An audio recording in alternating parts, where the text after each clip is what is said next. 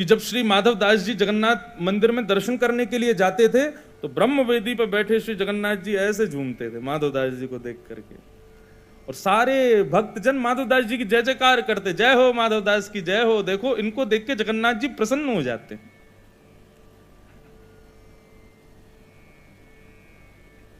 परंतु माधव दास जी को यह बहुत उचित नहीं लगता था। माधव दास जी एकांत में जगन्नाथ जी से कहते, इतनी यश कीर्ति इतना सम्मान मुझे क्यों मिल रहा है? भगवान बोले, तुम्हारी भक्ति है इसलिए मिल रहा है। बोले, भक्ति से यश कीर्ति सम्मान नहीं, जगन्नाथ मिलता है।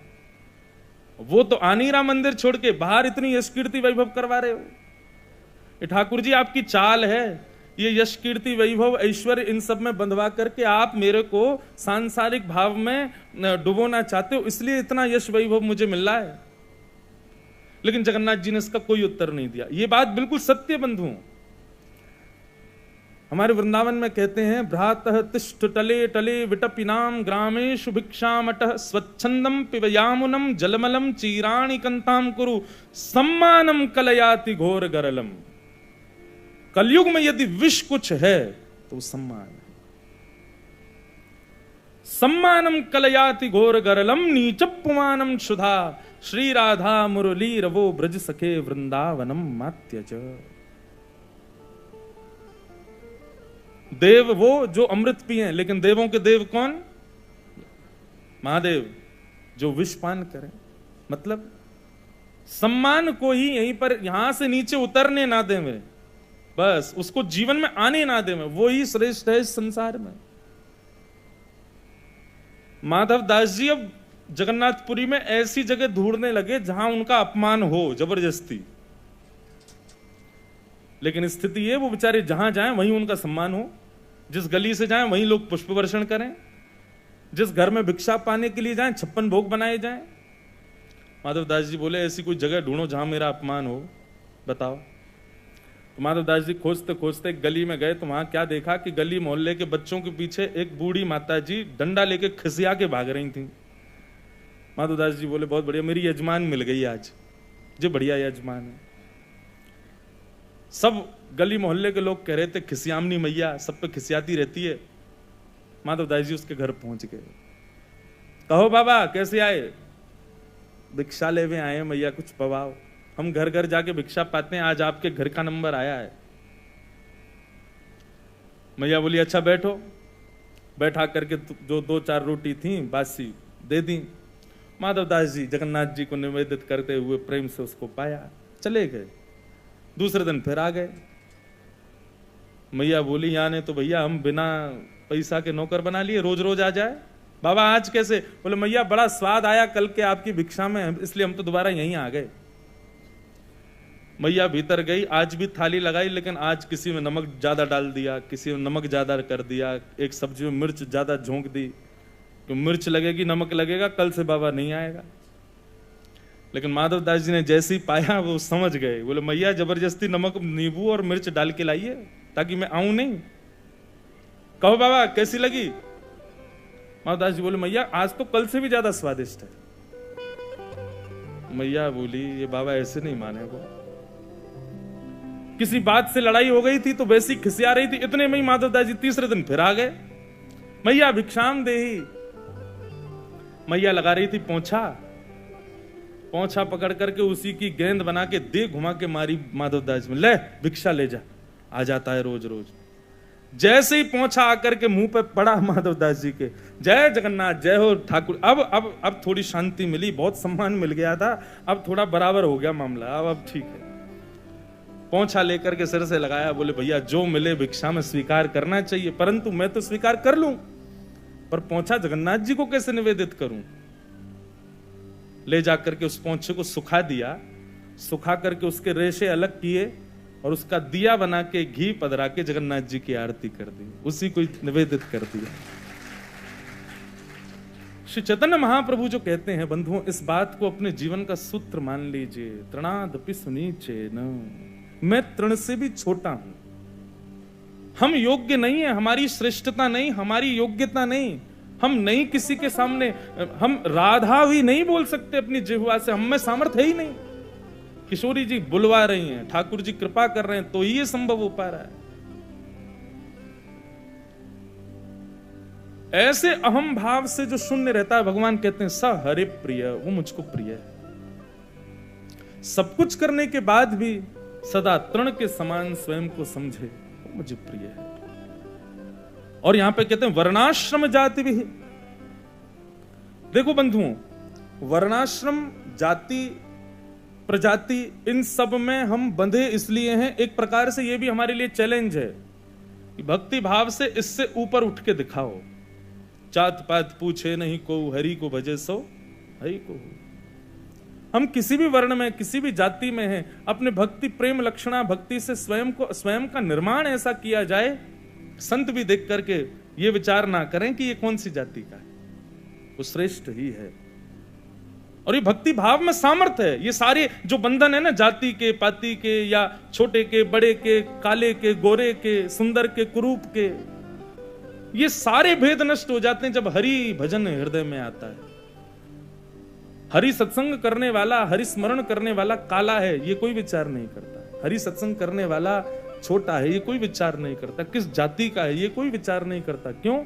क्योंकि हरि सत्संग भजन स्मरण प्रेम लक्षणा भक्ति में सामर्थ्य है उस बंधन से मुक्त करने की।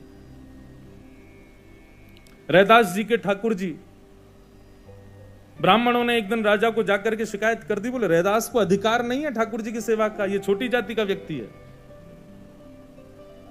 ठाकुर जी की सेवा तो हम ब्राह्मण ही कर सकते हैं। राजा ने सभा बैठाई और पंचों को बैठा करके कहा क्या करना चाहिए।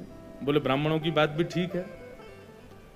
राजा ने कहा देखो भैया, हम ऐसे नहीं करेंगे, एक एक एक प्रैक्टिकल करते हैं। उसमें जो पास ठाकुर जी, उसके एक सिंहासन पर बीच में ठाकुर जी बैठा दी, एक तरफ सारे ब्राह्मण, एक तरफ अकेले रैदास। बोले कहो अब अपने भाव से ठाकुर जी को प्रसन्न करके दिखाओ, जिससे रीच करके ठाकुर जी उसकी तरफ मुख मोड़ लें, समझो उसी के हैं ठाकुर जी। पहले ब्राह्मणों ने षोडशोपचार किए, राजोपचार किए, पंचोपचार किए, हर प्रकार से ठाकुर जी को रिझाया, लेकिन ठाकुर जी नहीं मुड़े। सुबह से शाम हो गई, रैदास जी की बारी आई और रैदास जी ने बस एक पद गाया,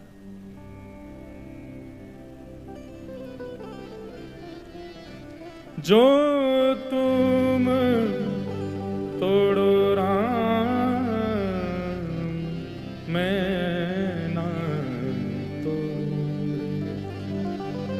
सो प्रीत तोड़ राम कौन संग जोड़ूं रे, जो तुम तोड़ो राम मैं ना तोड़ूं।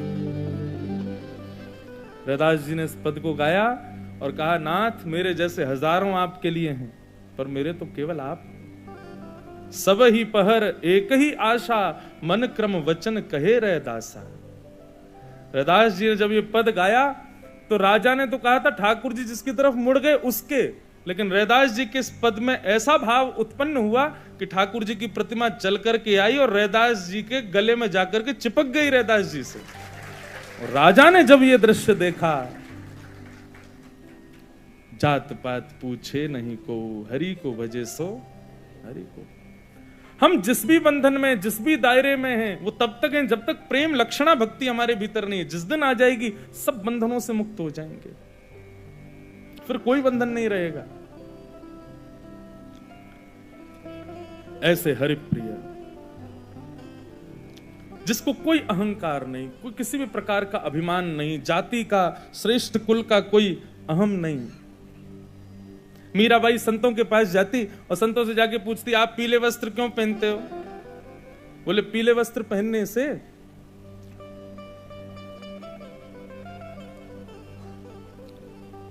नेक नेक सरक आओ आगे को। अब कहां तक करें? वो कह रहे हैं बाहर बहुत लोग हैं, ऊपर मंच पे ही बैठ जाओ हमारे पास आके। अब तो यही जगह बची है भैया।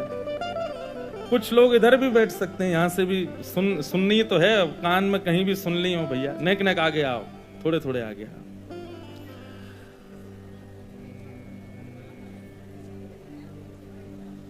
जय हो। हिसार की भक्ति को प्रणाम है भैया।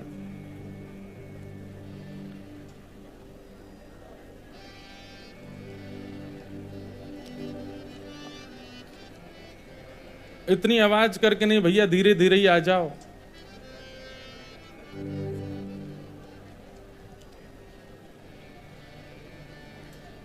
बोलो बाल कृष्ण लाल की जय, श्री राधा रमण लाल की जय।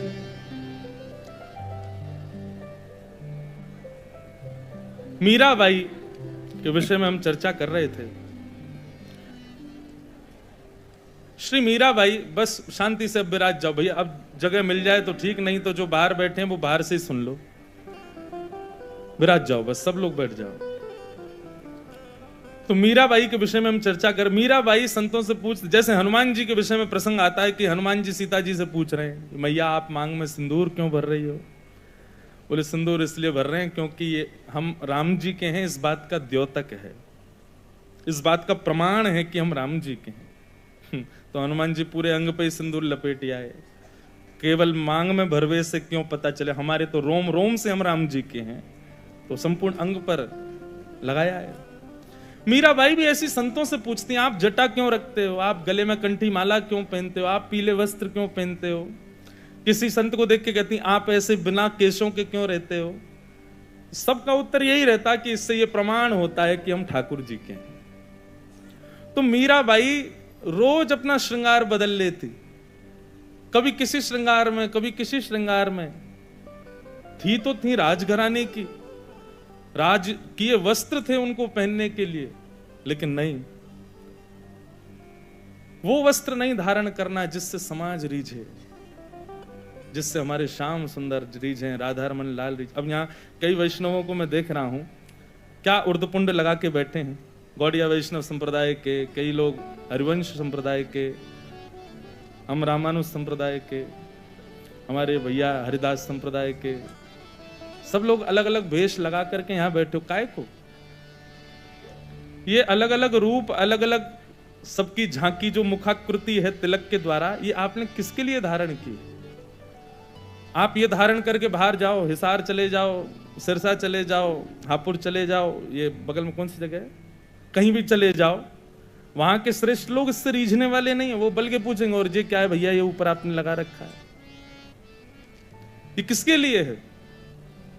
जिन भेषा मारो सांवरो रीझे, जिन भेषा मारो सांवरो रीझे, जिन भेषा राधा रमण जुरीझे, जिन भेषा राधा रमण जुरीझे, मैं तो सोही भेष धरूंगी हो, मैं सोही भेष धरूंगी, हाँ मैं तो सोही भेष धरूंगी हो, मैं सोही भेष धरूंगी हो, मैं बैरागन होंगी, मैं बैरागन होंगी, मैं बैरागन होंगी, मैं बैरागन। गाओ भाव से, ओ जिन भेषा राधा रमण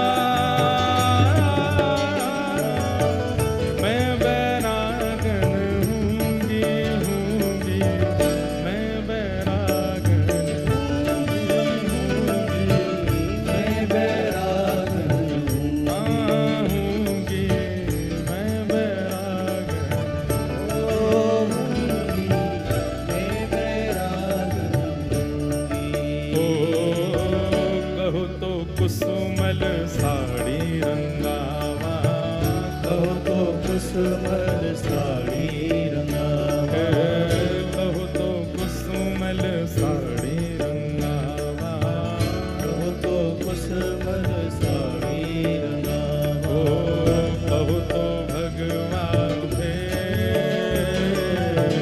कहो तो भगवान कहो तो मोतियन मांग भरावा, कहो तो मोतियन मांग भरावा, कहो तो मोतियन मांग भरावा, कहो तो मोतियन मांग भरावा, कहो छिटकावा के शोभला कहो छिटकावा के, बला कहो छिटकावा के शोभला कहो छिटकावा के, मैं बैरागन होंगे मैं बैरागन, होंगी मैं बैरागन होंगी होंगी मैं बैरागन होंगी। ओ जिन बेशा मारो रमण जुरी है, जिन बेसा मारो रमण जुरी है, जिन भेषा राधा वल्लभ जुरी है, जिन बेसा राधा वल्लभ जुरी है, जिन भेषा मारो गिरधरी है, जिन बेसा मारो गिरधरी है, जिन भेषा मारो साहेबरी है, जिन बेसा मारो साहेबरी है, मैं सोही भेष धरूंगी हो, मैं तो सोई भेष धरूंगी, मैं तो सोही वेश धरूंगी, मैं तो सोई भेष धरूंगी। अरे मैं बैरागन होंगे मैं बैरागन, होंगी, मैं बैरागन होंगे मैं बैरागन, होंगी, मैं बैरागन होंगी, मैं बैरागन, होंगी, मैं बैरागन होंगी मैं बैरागन।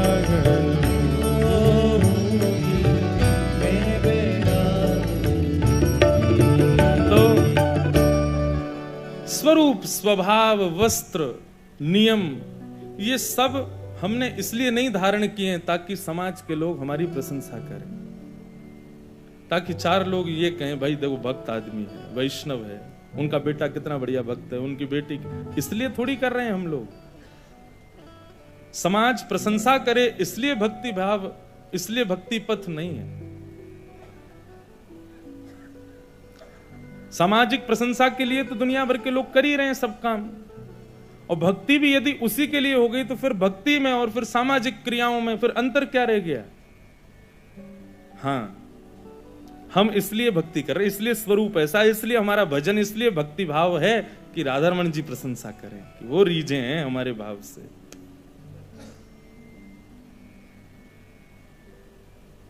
और भले ही रूठें पर ठाकुर जी ना रूठें, कोई रीझे ना रीझे पर श्याम सुंदर जरूर रीझे हमारे भाव से।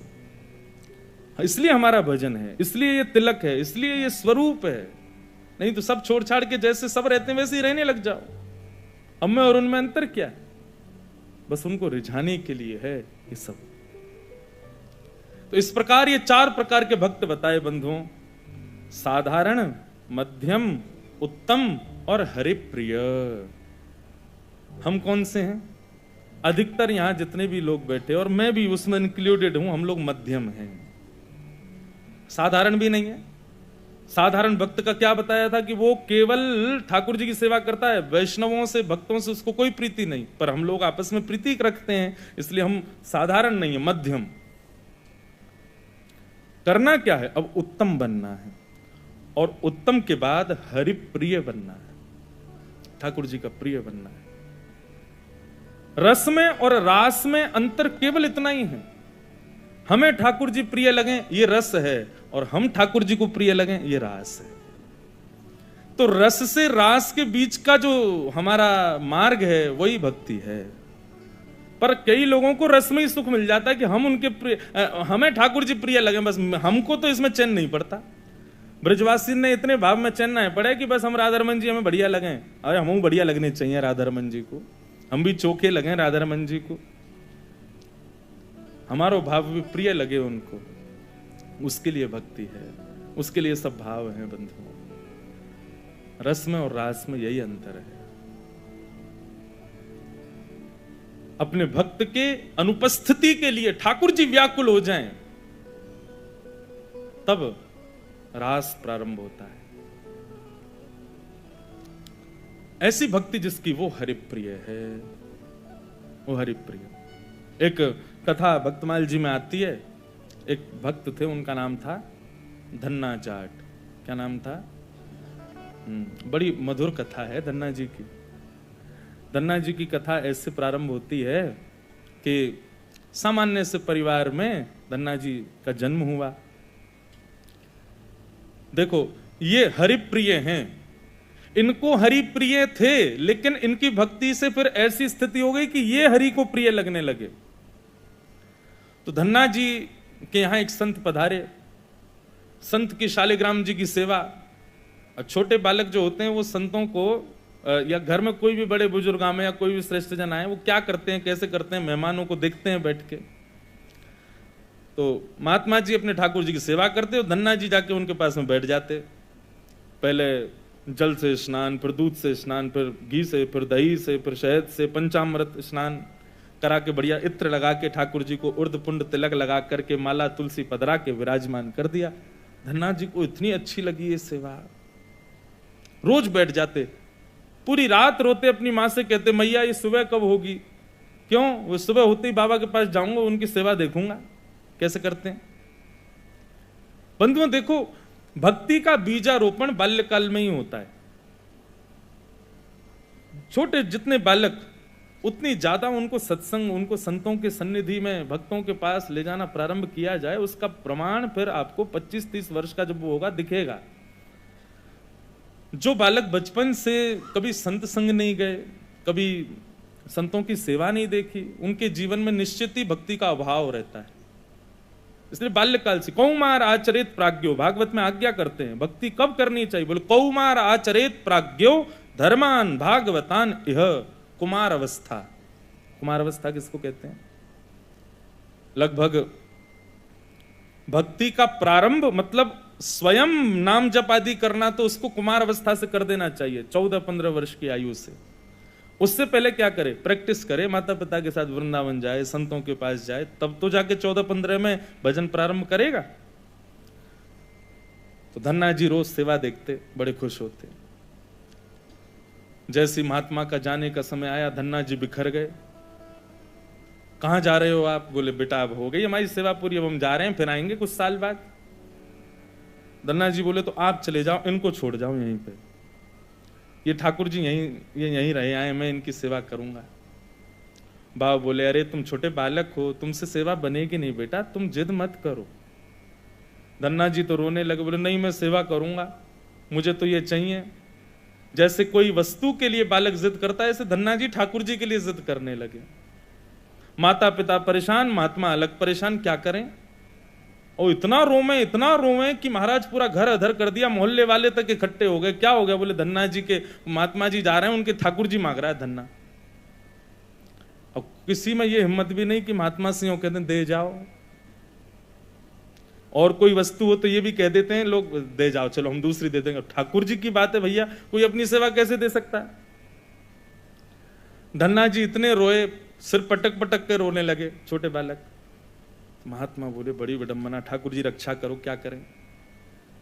इतने महात्मा बाहर गए और गोल गोल काले से दिखने वाला एक पत्थर उठा लाए, उसमें बढ़िया घी भी लगा करके और इत्र लगा के सुगंधित कर दिया, उर्द पुंड तिलक लगा दिया ठाकुर जी जैसा, और अपने ठाकुर जी तो नीचे एक छोटे सिंहासन पर विराजमान कर दिए, और बड़े सिंहासन पर वो पत्थर ला के रख दिया, और बढ़िया सजा के धन्ना रो रहे थे, उठा के गोद में ला, देख देख देख तेरे ठाकुर जी आगे देख। धन्ना जी जैसी मंदिर में, धन्ना जी की दृष्टि तो उन्हीं के ठाकुर जी पे, यही चाहिए।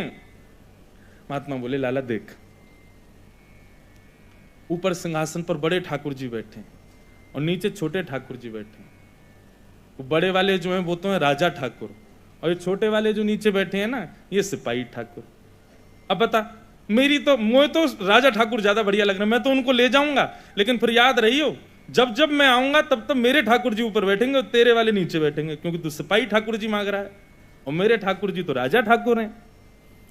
अब बालक को उस भाव से समझाया तो धन्ना जाट नहीं, मैं तो राजा ठाकुर लूंगा, आप ले जाओ सिपाही को। सिपाही ठाकुर जी के रूप में उनके निज ठाकुर जी थे। बाबा बोले अब ठीक है। घर वालों ने भी प्रणाम किया, जय हो महाराज जी, बढ़िया आपने बुद्धि युक्ति लगाई। सबको लगा कि कंटक छूट गया, लेकिन यहां तो अब भक्ति प्रारंभ हुई थी धन्ना जी की। देखो, ठाकुर जी की सेवा के लिए जो व्यवस्था की प्रतीक्षा करते हैं, ठाकुर जी की सेवा के लिए अनुकूल समय की प्रतीक्षा करते हैं, उन लोगों के लिए प्रमाण है ये कथा। बाकी सेवा तो बाद की बात है। ठाकुर जी भी असली नहीं थे धन्ना जी के, सामान्य पत्थर था, और धन्ना जी उनकी सेवा करते। रात भर मैया से कहते, मैया पूजा की सामग्री मंगाओ ना, मुझे ठाकुर जी की सेवा करनी है। मैया कहती सुबह मंगा दूंगी, सुबह पीछे पड़ जाते, शाम को मंगा दूंगी, शाम को पीछे पड़ जाते, सुबह मंगा दूंगी, रोज टाल देती। एक दिन धन्ना जी अनशन पर बैठ गए, नन्हे से, भोजन नहीं करें, दूध नहीं पीवे, पानी नहीं पीवे। अब तो ये कि रात में सोए भी नहीं, मैया से बस ये कहें पूजा की सामग्री मंगाओ, पूजा की सामग्री मंगाओ। मां ने सहज भाव से कह दिया, तेरे ठाकुर जी और तू इनका सेवक, सामग्री मैं क्यों लाऊं, अपने आप कर व्यवस्था। धन्ना जी निकल पड़े। महाराज पुष्प लियाए तोड़ करके, तुलसी लियाए, बढ़िया सुंदर माला बना ली। नन्हे से बालक जैसी उनको जैसे खेल खेल में सेवा करते वैसी सेवा करते थे। ठाकुर जी को तिलक लगाना है, कहां से तिलक लावे, तो बाहर गए, एक ईंट फूटी पड़ी थी लाल लाल, उसी ईंट को लाए, पानी में घोल घोल के घिस घिस के उसी से तिलक बना दिया। ईंट को घिस करके उसका तिलक श्री ठाकुर जी को लगाया। ऐसी सेवा करने लगे, अपने संगी रखें, अपने संगी सुलामें, संगी मतलब खेल खेल की सेवा थी केवल। घर वालों को लगता था कि भैया दुनिया के लोग खिलौने से खेलते हैं, हमारा धन्ना जो है ये पत्थर को ही भगवान समझ के खिलौना इनसे ही खेल रहा है, बड़ा होगा तो बुद्धि आ जाएगी। परंतु किसी को क्या पता था कि भैया ऐसा भक्ति का बीज पिरो दिया है धन्ना जी के हृदय में। धन्ना जी भोग लगाते और भोग लगाने के बाद में पर्दा लगा करके वहीं बैठ जाते और बैठ करके प्रतीक्षा करते कि ठाकुर जी पा रहे होंगे। फिर धीरे से पर्दा हटा के देखते, अच्छा अभी पाई नहीं, ठीक है, फिर बैठ जाते, फिर प्रतीक्षा करते कब पाएंगे। खूब देर हो गई, नहीं पाई, तो ठाकुर जी से बोले आप रोज भोजन अधूरा छोड़ देते हो। मैं भोजन अधूरा छोड़ देता हूं, मेरी मैया मुझे बहुत मारती है, लेकिन महात्मा जी मुझे ये बता के नहीं गए कि वो मैं आपके संग कर सकता हूं कि नहीं। मेरी मैया तो मुझे बहुत मारती है, लेकिन पता नहीं मैं कर सकता हूं कि नहीं। धन्ना जी के उस प्रिय भाव भक्ति भाव पर ठाकुर जी रीझने लगे। एक दिन तो धन्ना जी हट करके बैठ गए, यदि आपने नहीं पाया तो मैं भी नहीं पाऊंगा। धन्ना जी ने थोड़ी देर देखा, थाली यथावत रखी है, नहीं पा रहे, तो ठाकुर जी की तरफ कमर करके लेट गए। तो ठीक है, तो आज मैं भी भूखा सोऊंगा। इतने में ही जैसे उंगली को कोई जोर से चाटे तो चट चट आवाज आती है ना, ऐसी चाटने की जोर जोर से आवाज आने लगी। धन्ना जी बोले ये चप चप खा कौन रहा है और ये ऐसे चटकारे ले ले करके कौन उंगली चाट रहा है। जैसे ही पर्दा हटा करके देखा तो नील माधव भगवान बैठ करके धन्ना जाट की उस थाली में से प्रसाद पा रहे थे। दर्शन किए जब श्याम सुंदर के, मोहित हो गए। ऐसा नील वरण ठाकुर जी का कटाक्ष नेत्र, बढ़िया सुंदर घुंघराले केशों की गूंद बना करके उसमें मोर पंख लगा रखा है। जैसे धन्ना जाट छोटे वैसे ठाकुर जी भी छोटे से नन्हे से गोपाल जी आ गए। और जैसे मानो पूरे हाथ में सान लेते हैं ना सब्जी छोटे बालक, ऐसे ठाकुर जी ने माखन मिश्री और सारी सब्जी सान रखी है और खूब प्रेम से चाट चाट करके पा रहे हैं। धन्ना जाट बड़ा प्रसन्न हो गया, बोले आप तो बड़े प्यारे हो, आज आप प्रत्यक्ष मेरे सामने आ गए। ठाकुर जी धीरे धीरे अब धन्ना जाट के सखा बनने लगे। धन्ना थोड़ा बड़ा हुआ, गऊ चराने, बछड़ा बछिया चराने जाता तो अपने शालिग्राम, जो शालिग्राम थे ही नहीं, सामान्य पत्थर थे, उनको सजा धजा के बढ़िया अपनी जेब में धर के ले जाता। रास्ता भर उनसे बात करता, नीचे वृक्ष के नीचे बैठ करके ठाकुर जी, अब कोई नहीं है ठाकुर जी प्रकट हो जाओ, तो ठाकुर जी प्रकट हो जाते, धन्ना के साथ प्रेम से पाते। बंधुओं देखो इस कथा से क्या समझ में आ रहा है, धन्ना जी के भीतर ऐसा कौन सा गुण है जिस पर ठाकुर जी रीझ रहे हैं? दीनता।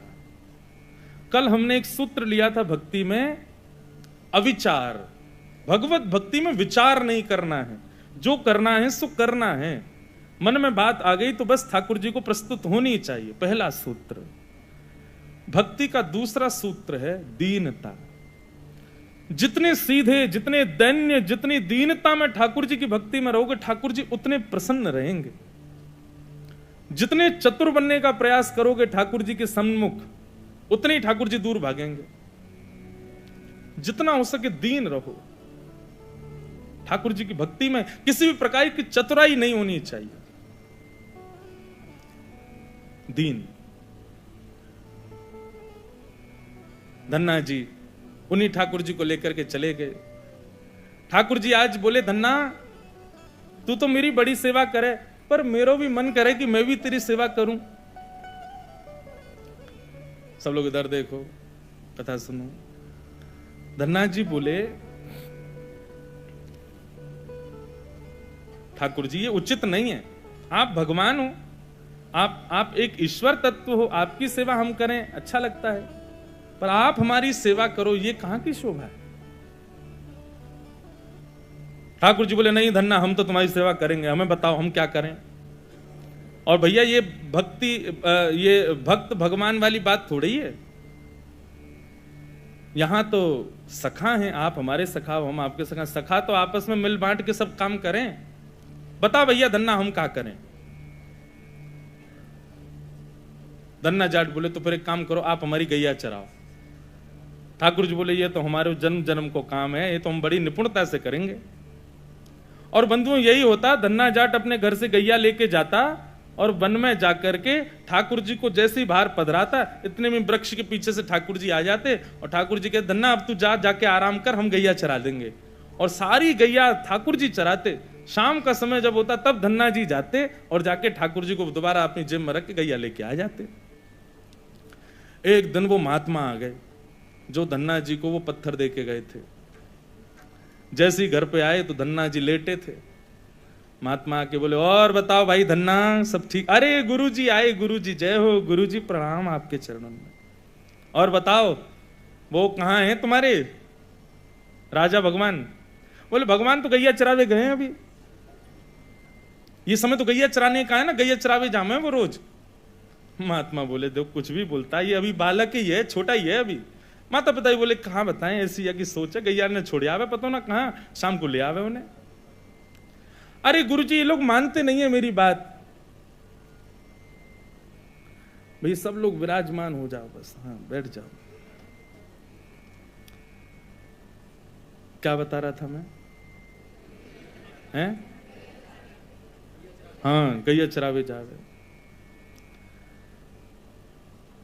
गुरुजी बोले, तो फिर वो शिला कहाँ है जो हमने तुमको दी थी? बोले, उन्हीं की तो कह रहा हूं गुरुजी, वो गैया चराने गए हैं। गुरुजी बोले, ये तो कुछ भी कह रहा है।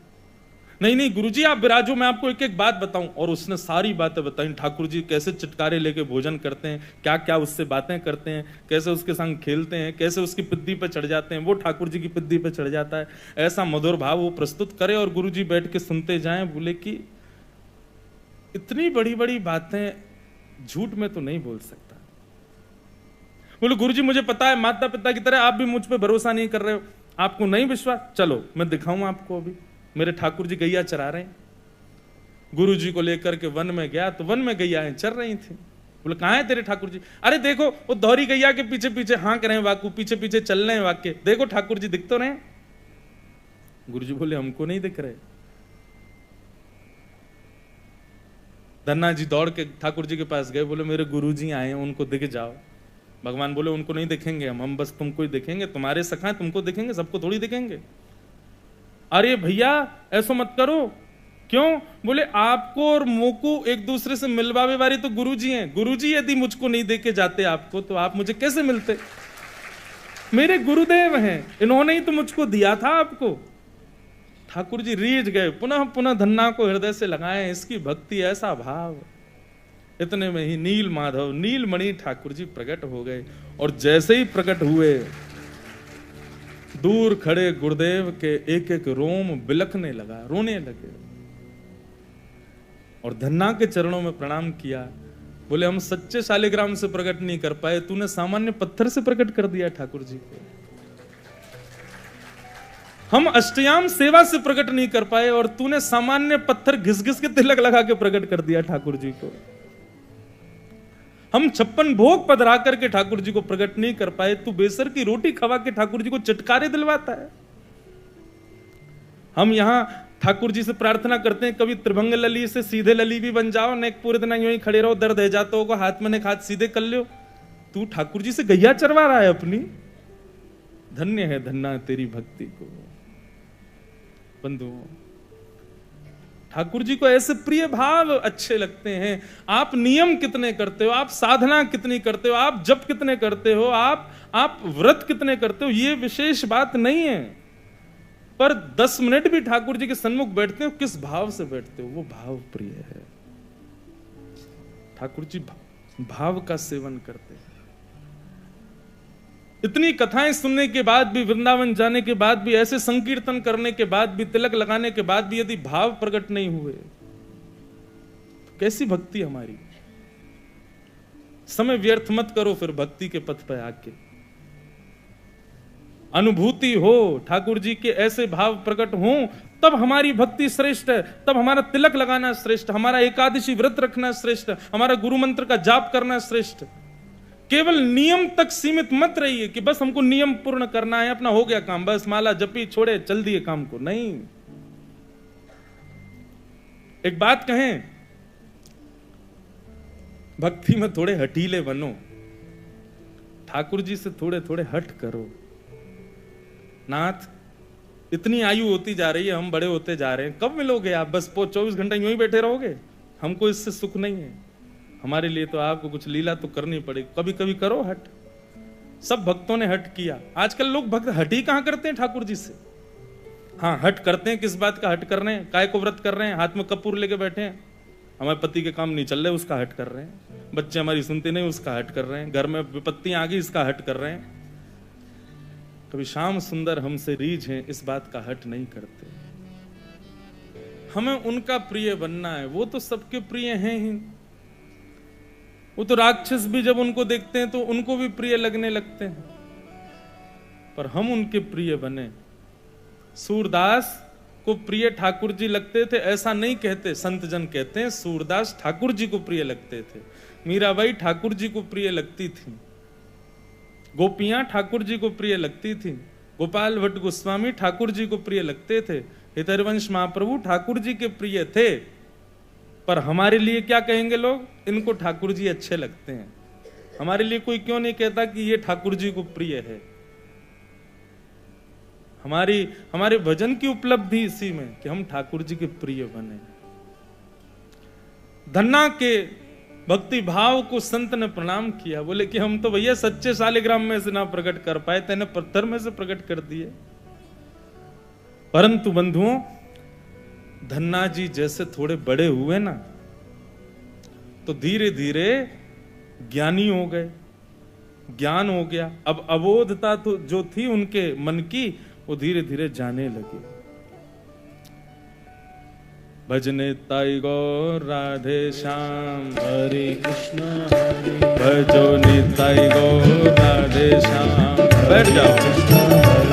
भजो निताई गौर राधे श्याम, हरे कृष्णा हरे राम, भजो निताई गौर राधे श्याम, हरे कृष्णा हरे राम, भजो निताई गौर राधे श्याम, हरे कृष्णा हरे राम, भजो निताई गौर राधे श्याम, हरे कृष्णा हरे राम, भजो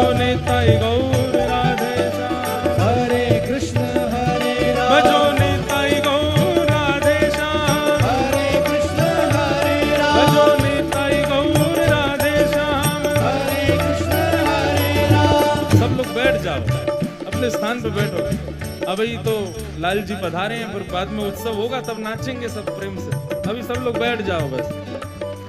भजो निताई गौर राधे श्याम, हरे कृष्ण निताई गौर राधे श्याम, हरे कृष्ण हरे भजो निताई गौर राधे श्याम, हरे कृष्ण हरे भजो निताई गौर राधे श्याम, हरे कृष्ण हरे भजो निताई गौर राधे श्याम, हरे कृष्ण हरे भजो निताई गौर राधे श्याम, हरे कृष्ण हरे भजो निताई गौर राधे श्याम, हरे कृष्ण हरे भजो निताई गौर राधे श्याम, हरे कृष्ण हरे भजो निताई गौर राधे श्याम, हरे कृष्ण हरे भजो निताई गौर राधे श्याम, हरे कृष्ण भजो भजो निताई गौर राधे श्याम, हरे कृष्ण हरे भजो निताई गौर राधे श्याम, हरे कृष्ण हरे भजो निताई गौर राधे श्याम, हरे कृष्ण हरे भजो निताई गौर राधे श्याम, हरे कृष्ण हरे भजो निताई गौर राधे श्याम, हरे कृष्ण हरे भजो निताई गौर राधे श्याम। हरे कृष्ण हरे जय गिरधर लाल प्यारो गिरधर लाल, गिरधर लाल प्यारो गिरधर लाल जय जय गिरधर लाल प्यारो गिरधर लाल, गिरधर लाल प्यारो गिरधर लाल हे जय जय गिरधर लाल प्यारो गिरधर लाल, गिरधर लाल प्यारो गिरधर लाल जय जय गिरधर लाल प्यारो गिरधर लाल, गिरधर लाल प्यारो गिरधर लाल जय जय गिरधर लाल प्यारो गिरधर लाल, गिरधर लाल प्यारो गिरधर लाल जय जय गिरधर लाल प्यारो गिरधर लाल, गिरधर लाल प्यारो गिरधर लाल जय जय गिरधर लाल प्यारो गिरधर लाल, गिरधर लाल प्यारो गिरधर लाल जय जय गिरधर लाल प्यारो गिरधर लाल, गिरधर लाल प्यारो गिरधर लाल जय जय राधा रमण प्यारो राधा रमण, जय राधा रमण प्यारो राधा रमण हे मेरो राधा रमण प्यारो राधा रमण, जय राधा रमण प्यारो राधा रमण जय जय राधा रमण प्यारो राधा रमण, जय राधा रमण प्यारो राधा रमण जय जय राधा रमण प्यारो राधा रमण, जय राधा रमण प्यारो राधा रमण जय जय राधा रमण प्यारो राधा रमण, राधा रमण प्यारो राधा रमण जय जय राधा रमण प्यारो राधा रमण, जय राधा रमण प्यारो राधा रमण जय जय गिरधर लाल प्यारो गिरधर लाल, जय गिरधर लाल प्यारो गिरधर लाल जय जय गिरधर लाल प्यारो गिरधर लाल, जय गिरधर लाल प्यारो गिरधर लाल जय जय गिरधर लाल प्यारो गिरधर लाल, जय गिरधर लाल प्यारो गिरधर लाल जय जय गिरधर लाल प्यारो गिरधर लाल, जय गिरधर लाल प्यारो गिरधर लाल जय जय गिरधर लाल प्यारो गिरधर लाल, जय गिरधर लाल प्यारो गिरधर लाल जय जय गिरधर लाल प्यारो गिरधर लाल, जय गिरधर लाल प्यारो गिरधर लाल जय जय गिरधर लाल प्यारो गिरधर लाल, जय गिरधर लाल प्यारो गिरधर ओ लाल मेरो गिरधर लाल प्यारो गिरधर लाल, गिरधर लाल प्यारो गिरधर लाल जय जय गिरधर लाल प्यारो गिरधर लाल, गिरधर लाल प्यारो गिरधर बोल गिरधर लाल की गिरिराज धरणे की, श्याम सुंदर श्री उमे महारानी की जय जय श्री।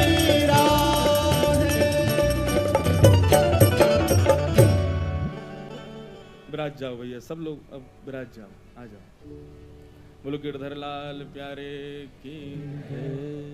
हमारे लाल जी बहुत छोटे से हैं भैया, दूर से दिखेंगे नहीं, तो अभी विराजेंगे जब कथा के विश्राम में आप लोग समीप आके तब देख लेना। और बड़ी कृपा है आज लाल जी पधारे, सब लोग विराज जाओ। थोड़ी देर और हम कुछ कह के फिर लाल जी का मुखोल्लास करेंगे। गैया चरा के लौटे हैं।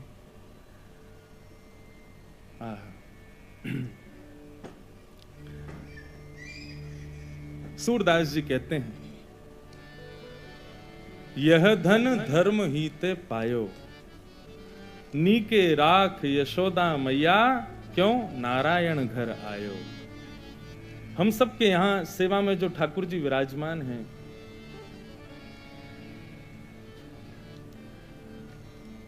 हमारे ऊपर कृपा करके ठाकुर जी पधारे हैं और हम सब यशोदा हैं। बंधु देखो, श्रृंगार करो उस समय भाव क्या रखना है कि हम यशोदा, और जब भोग लगाओ तब भाव क्या रखना, हम सहचरी सखी हैं ठाकुर जी के। शयन कराओ तब ये भाव कि किशोरी जी हमारे हस्त कमल में आके लाल जी को शयन कराओ। भाव युक्त हो कि आप ये सोच के सेवा करें, हम इंद्रेश हैं, हम कृष्णदास भैया हैं, हम आदि आदि जो भी अपने नाम से यदि सेवा में जाएंगे ना, ठाकुर जी सेवा स्वीकार नहीं करेंगे।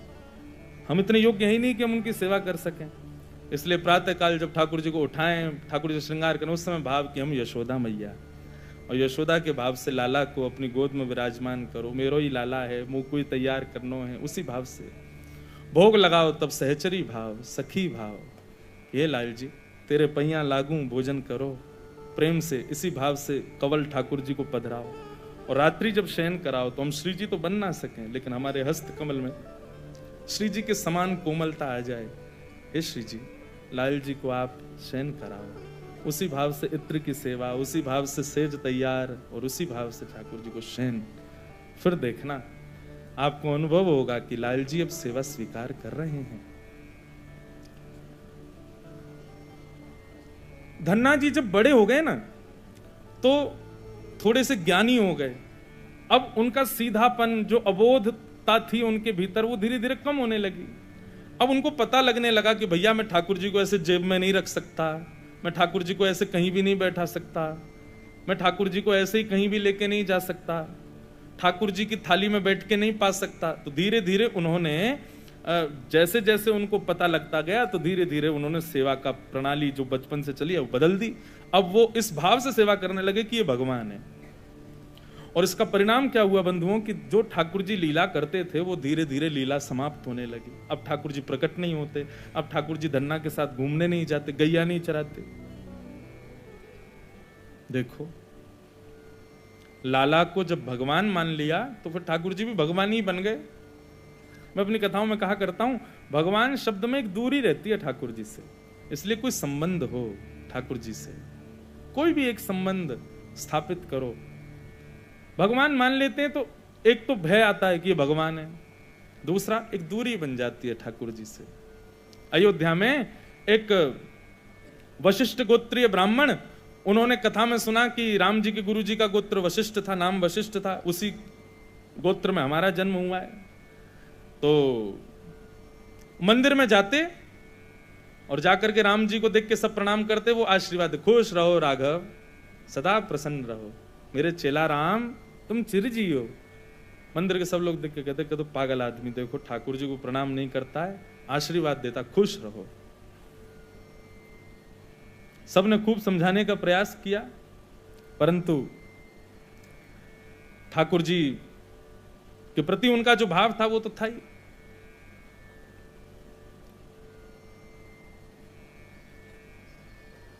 ठाकुर जी के प्रति जो उनकी रुचि थी वो तो थी, उसको कोई कैसे बदल सकता था।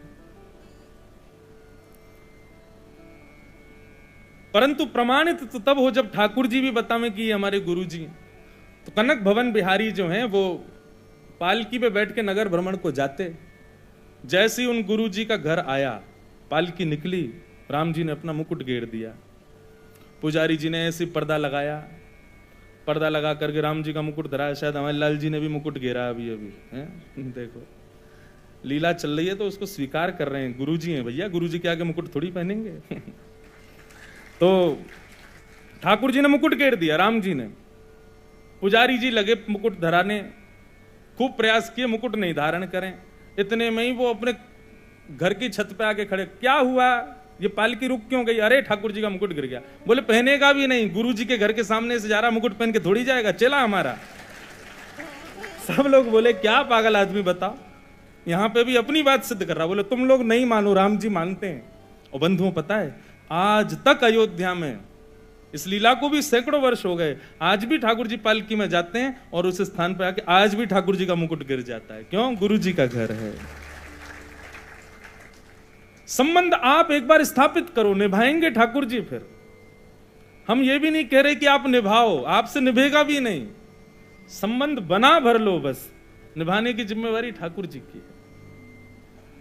लेकिन यहां तो धन्ना जी के मन में आ गया ये भगवान है, और जैसे ये भाव आने लगा तो ठाकुर जी अपनी लीलाएं कम करने लगे।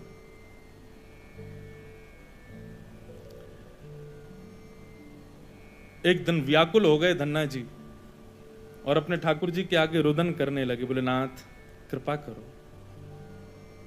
आप क्यों लीला नहीं करते, क्यों ऐसे भाव। तब भगवान ने उनके स्वप्न में प्रकट होकर के आज्ञा की, धन्ना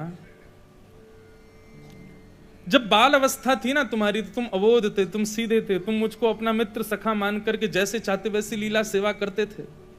अब तुम बड़े हो गए हो, अब तुम ज्ञानी हो गए हो ज्यादा ही, तुम मुझको भगवान मानने लगे हो, तो मैं भी फिर भगवान की तरह रहता हूं।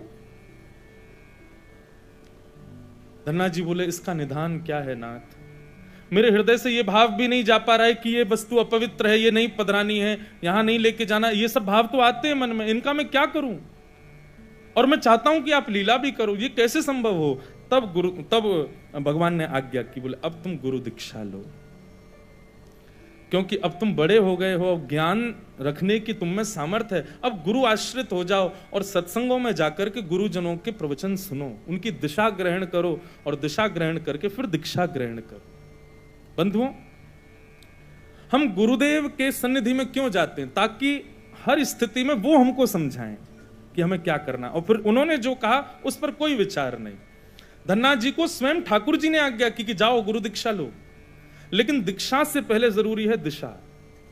लोग दीक्षा लेते हैं, दिशा नहीं लेते। गुरु जी कह के हार गए, इतनी नाम करो, इतना माला करो, ऐसे नियम करो, कुछ नहीं करते, बस दीक्षा ले ली, उससे काम नहीं बनेगा ना। पहले दिशा ग्रहण करो गुरुदेव की।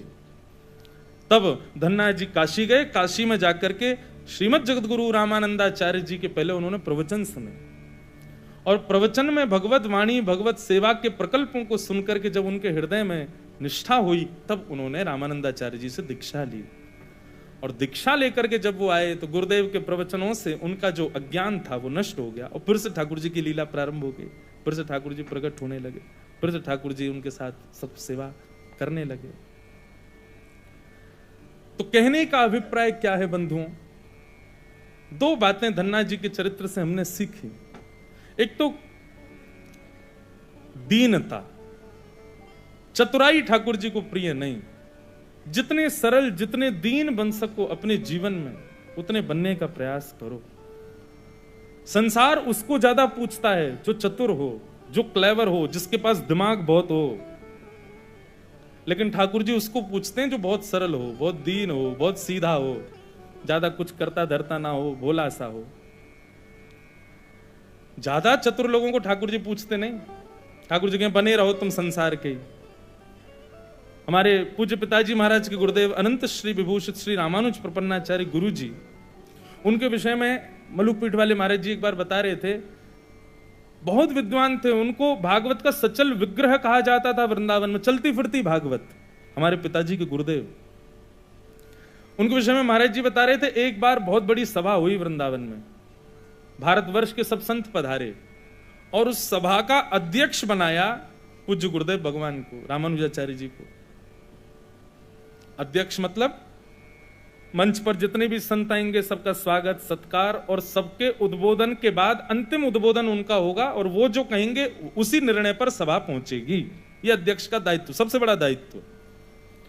पर हमारे गुरु जी कैसे बेचारे सीधी सरल सी धोती पहनते, सामान्य से वस्त्र धारण करते, दीनहीन से रहते, हाथों से तिलक लगा लेते, बिल्कुल सरल स्वभाव उनका। सामान्य सी पादुका पहन करके आ गए सभा में। वहां सभा में भारतवर्ष के सब संत आए थे, हजारों की तादाद में भीड़ बैठी थी। आने में बेचारे थोड़े से लेट हो गए, विलंब हो गया, तो जैसे ही मंडप में प्रवेश करने लगे तो उनका नाम उच्चारण मंच से हो रहा था। परम पूजनीय प्रातः स्मरणीय श्री रामानुजाचार्य जी महाराज, जो आज की सभा के अध्यक्ष हैं, वो मंच पे आ जाएं। गुरु जी बेचारे हमारे आने का प्रयास तो कर रहे, दो चार महात्माओं ने डांट फटकार के उनको बैठा दिया, यहीं बैठो, कहां जा रहे हो, आगे भगे जा रहे हो, भीड़ इतनी हो रही है। तो हमारे गुरुजी वो बेचारे पीछे चप्पलन में ही बैठ गए, सभा के अध्यक्ष वहीं बैठ गए, वहीं बैठे बैठे पूरी सभा सुनते रहे। सब लोग बार बार घूम घूम के जाएं, बोले कि रामानुजाचार्य जी नहीं आए, अभी तक अध्यक्ष नहीं आए, समय निकला जा रहा है। 2-4 लोग हमारे घर पहुंचे, बोले गुरुजी कहाँ हैं? बोले गुरुजी तो सभा में गए। बोले सभा में तो आए नहीं है। लौट करके आए, बोले सभा में ही बैठे हैं। हजारों लोगों में देखा तो पीछे जहां जूते चप्पल उतरे हुए तो मां गुरुजी बैठे चुपचाप दीनहीन सभा में। जब जाकर के मंच पे बताया, बोले रामानुजाचार्य जी तो पीछे बैठे। सारे संत आए, सबने उनको नतमस्तक प्रणाम किया। बोले आपकी ये दीनता, ये सरलता, ये धन्य भाव, इतने विद्वान इतने श्रेष्ठ होकर के भी आप में ऐसी सरलता। बंधुओं एक बात कहें, योग्यता आ जाए जीवन में और भक्ति ना आवे तो योग्यता का प्रदर्शन होता है, पर योग्यता आने पर भक्ति आ जाए तो उस योग्यता को व्यक्ति छुपाता है। विद्वान होकर के भी ऐसा प्रिटेंड करेगा कि वो कुछ नहीं जानता है। सर्वगुण संपन्न होकर के भी वो ऐसा दिखाएगा कि वो बिल्कुल, इसका एक सूत्र हमारे यहाँ के, जो अपनों सुख चाहे हो तो मूर्ख बन के रहो। अगर अपना सुख चाहते हो तो भैया ज्यादा विद्वान श्रेष्ठ बन के मत रहो। जो अपनों सुख चाहे हो तो मूर्ख बन के रहो। मूर्ख बन के रहो का मतलब मैं श्रेष्ठ हूं। माता पिता ने कही चाय बना दो, और बच्चों में लगी होड़, मैं बनाऊंगा। बच्चे ने बढ़िया बना दी तो बेचारे को रोज ही, बेटा तू ही बना, तू ही बढ़िया बनाता है, रोज की लग गई ड्यूटी। ऐसे ही संसार में भाई हर काम के लिए अपने हाथ ऊपर करोगे ना तो फिर सारे दायित्व तुम पे ही आ जाएंगे, भक्ति कब आएगी? इसका मतलब ये नहीं है कि जबरदस्ती आज ही सब जाके उल्टे सीधे काम करो। बोले महाराज जी कह रहे मूर्ख बन के रहना है, नहीं। कहने का अभिप्राय अपने भाव, अपनी योग्यता, अपने स्वभाव, अपने जितनी भी श्रेष्ठताएं उनको छुपाने का प्रयास करो। भक्ति छुपाने का विषय है, प्रदर्शन का नहीं। प्रदर्शन मत करो, उसको दिखाना नहीं है, किसी को बताना नहीं है हम कितने श्रेष्ठ, हमारी भक्ति कितनी श्रेष्ठ, लाल जी से हमारी प्रीति कितनी श्रेष्ठ। ज्ञानी लुटे जिन्होंने भी बताया, गुमानी यहां पल में लुट जाए लाखों का डेरा, पग बढ़ा हो ना जाए अंधेरा। प्रेम नगर की डगर है कठिन रे, बटो ही न करना बसेरा, पग बढ़ा हो न जाए। बड़े बड़े ज्ञानी लुट गए भैया, जिन्होंने भी प्रदर्शन किया भक्ति का। अपनी भक्ति को छुपाओ, अपनी योग्यताओं को छुपाओ, अपने श्रेष्ठ भावों को जितना हो सके गोपनीय रखो। क्यों गुरुदेव के मंत्रों को गोपनीय भाव से कहा जाता है? इसीलिए क्योंकि वो रत्न है, उसको प्रदर्शन नहीं करना है, उसके पीछे कोई और बात नहीं है। गुरु मंत्र को सबके सामने नहीं बोलना, या जो हमारे गुरु भाई नहीं है उनके सामने नहीं कहना, या गुरु जी भी देते हैं तो मुंह ढक करके छुप करके कान में। क्यों? उसका तात्पर्य ये भैया, ये गोपनीय वस्तु है, इसको गोपनीय ही रहने देना। क्योंकि भजन गोपनीय होता है, भजन प्रदर्शन में नहीं आता है, प्रदर्शन का विषय है ही नहीं। और जहां प्रदर्शन आ गया वहां ठाकुर जी का दर्शन नहीं होगा। ठाकुर जी का दर्शन करना है, प्रदर्शन से बचो जितना हो सके। आजकल वृंदावन में क्या है, प्रदर्शन ज्यादा हो गया, लोग तो खूब जा रहे हैं लेकिन प्रदर्शन की इच्छा से जा रहे हैं, इसीलिए राधा रमन राधा वल्लभ बिहारी जी के दर्शन नहीं कर पाते। प्रदर्शन से बचो, भक्ति आएगी तो प्रदर्शन जाएगा, भक्ति के बिना योग्यताएं आएंगी तो प्रदर्शन आएगा। छुपाओ। तो इस प्रकार धन्ना जी के विषय में कथा सुनाई, और भी आगे बहुत बड़ा चरित्र है श्री धन्ना जी का। ऐसे धन्ना जी के इस भाव से हमने दीनता सीखी, दैन्य सीखा।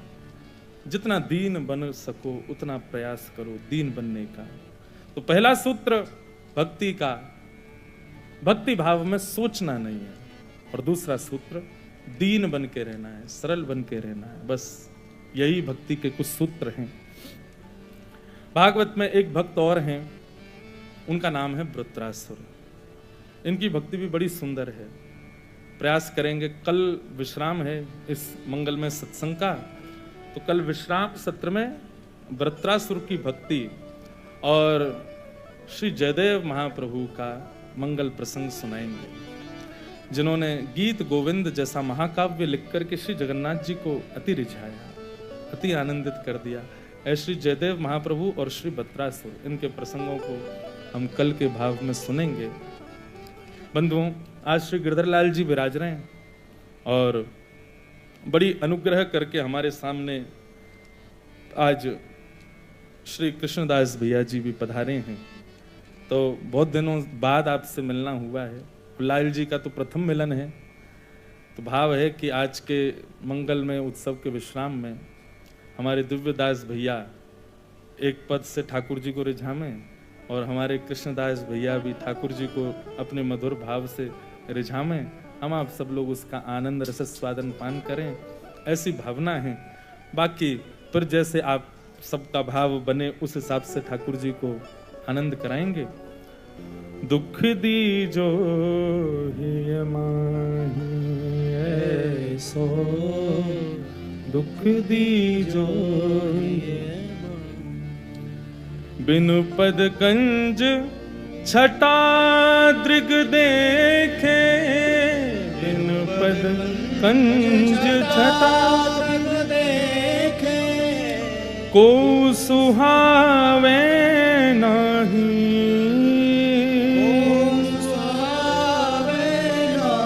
कैसा दुख चाहिए? जब तक हमारे श्री राधा रमन लाल जी हमको दिखे नहीं तब तक हमको कोई ना अच्छा लगे, ऐसा दुख दो। जब तक मेरे श्याम सुंदर इन नेत्रों को दिखाई ना देवें तब तक दुनिया के कितने भी बड़े सौंदर्य मेरे सामने आ जाएं, मुझे सब फीके ही लगें। या फिर जो राधा रमन जी से संबंधी वस्तु ना हो उसको देखने में मुझे सुख ना लगे। अब ये संसार के लिए दुख है कि नहीं है? संसार के लिए दुख ही है। संसार के लोगों को तो सौंदर्य देखने से अभिप्राय है, पर वैष्णव का स्वभाव क्या है? श्री राधा रमन, श्री राधा वल्लभ कुंज बिहारी संबंधी वस्तु है तो ही देखेंगे। आपको बताएं, जिस घर में मंदिर नहीं, जिस घर में ठाकुर जी की सेवा नहीं, उस घर का पानी पीने से अनंत जन्मों के किए गए हमारे सब भजन के प्रताप भी सब नष्ट हो जाते हैं।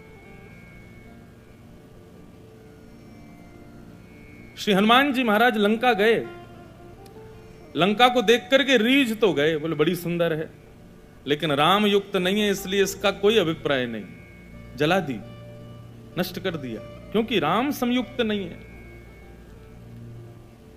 भूख लगी थी, प्यास लगी थी, लेकिन कुछ पाया नहीं। जब जानकी जी के दर्शन हो गए, जानकी जी की आशीष मिल गया, उसके बाद कुछ पाया कि चलो अशोक वाटिका में कुछ पालेंगे। क्यों? क्योंकि किशोरी जी विराजमान है, बाकी लंका का जल भी पीने योग्य नहीं है हमारे। तो वृंदावन में आके क्या मांग रहे हैं? बिन पद कंज छटा दृग देखे, को सुहावे नाही, नाम रटे दृग डारे आंसू, दिन छिन अति अकुला। हे श्यामाजू, हे राधा रमन जी, नाम रटे दृग डारे आंसू, हमारे नेत्रों से अविरल अश्रुधार गिर रही हो, जिह्वा आपका नाम गुणगान गा रही हो, दिन छिन अति अकुलाही, पूरा दिन पूरा क्षण ऐसे व्यतीत हो जैसे कोई व्याकुल मानव हो। कौन मांगता है ये सब वृंदावन जाके? कोई नहीं मांगता। कौन कहता है ऐसे भाव वृंदावन जाके? कोई नहीं कहता। बस वृंदावन जाके ठाकुर जी को निहार के फोटो खिंचा के वापस आ जाने मात्र से और तिलक लगवा के राधा राधा छपवा के आ जाने से वृंदावन हो गया, ऐसा नहीं है। वृंदावन सामान्य नहीं है भैया, वृंदावन साधारण नहीं है।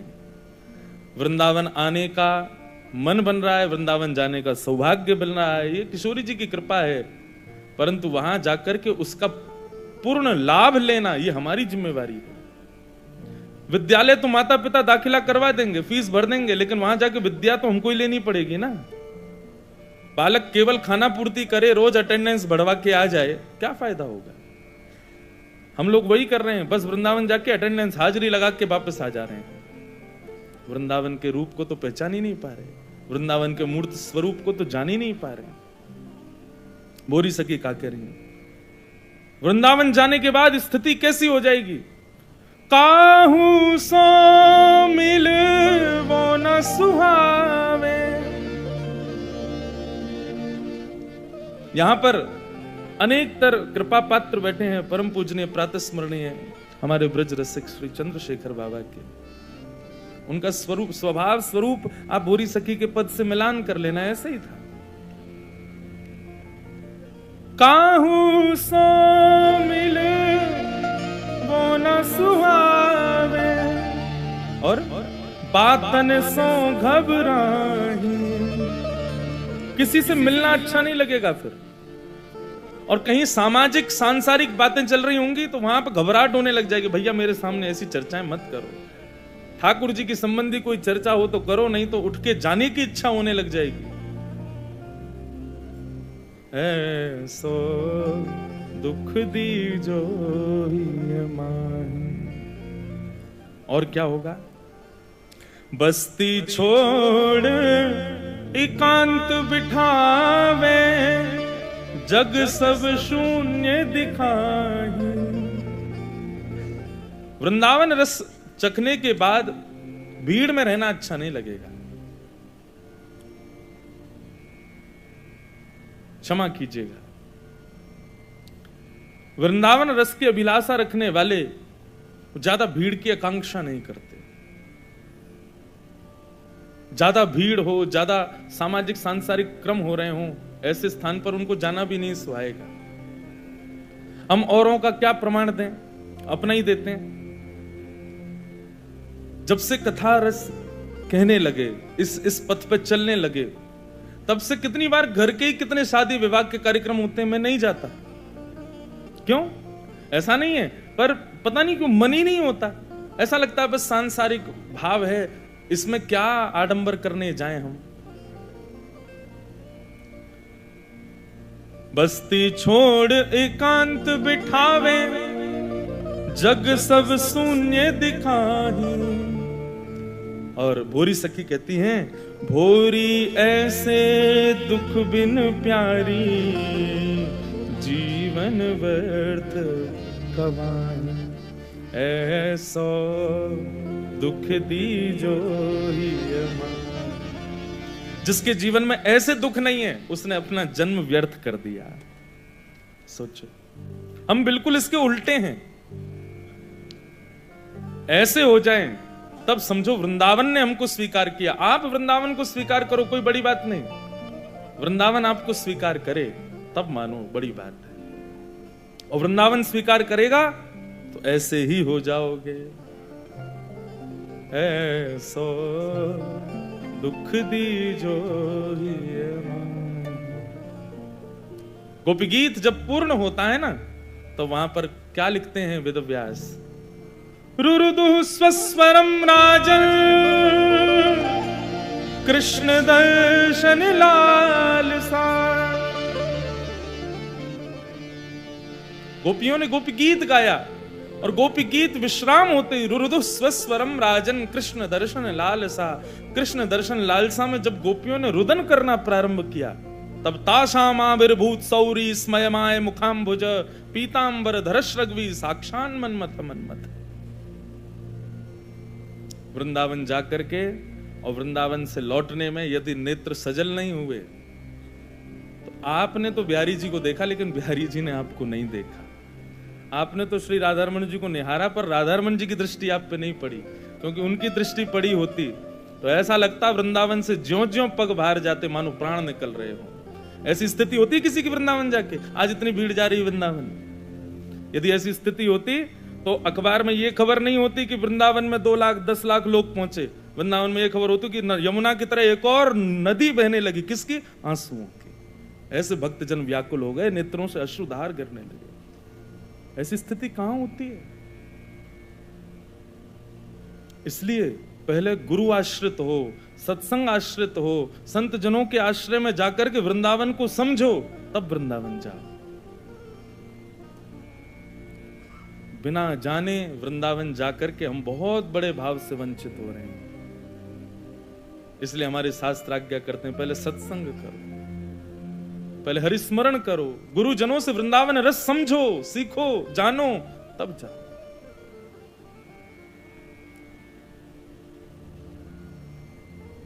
है सो दुख दीजो ये मान। बोरी सखी का ये पद याद कर लेना, और अब की बार जब भी आप जाएं, जहां आपकी श्रद्धा, राधा रमण राधा वल्लभ बांके बिहारी, वहां जाके इस पद को गाना, हे ठाकुर जी ऐसी कृपा करो हमारे ऊपर, बस्ती छोड़ एकांत बिठाओ, जग सब शून्य दिखाएं।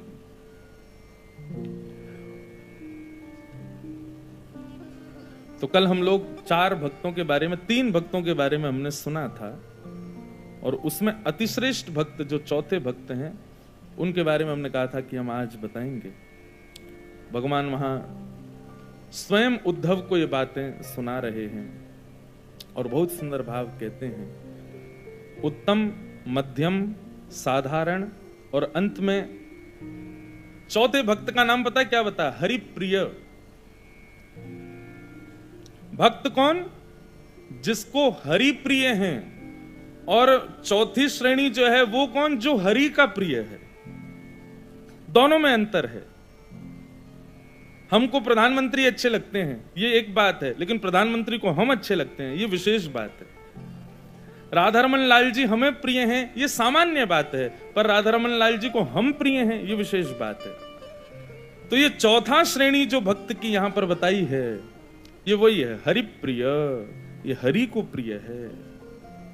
और चौथे भक्त का स्वरूप कैसा होता है, श्रीमद् भागवत के श्लोकों में वर्णन कर रहे हैं।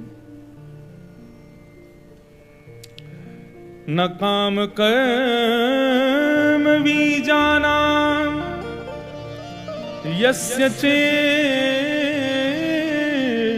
संभव वासुदेवैकनिलय स वै भागवतोत्तमः। न काम कर्म बीजानाम यस्य चेतसि संभव। बहुत ध्यान से सुनो सब लोग। वासुदेवैकनिलय स वै भागवतोत्तमः। चैतन्य महाप्रभु कहते हैं, तृणादपि सुनीचेन। अपने आप को कैसा समझो? तृण से भी छोटा समझो।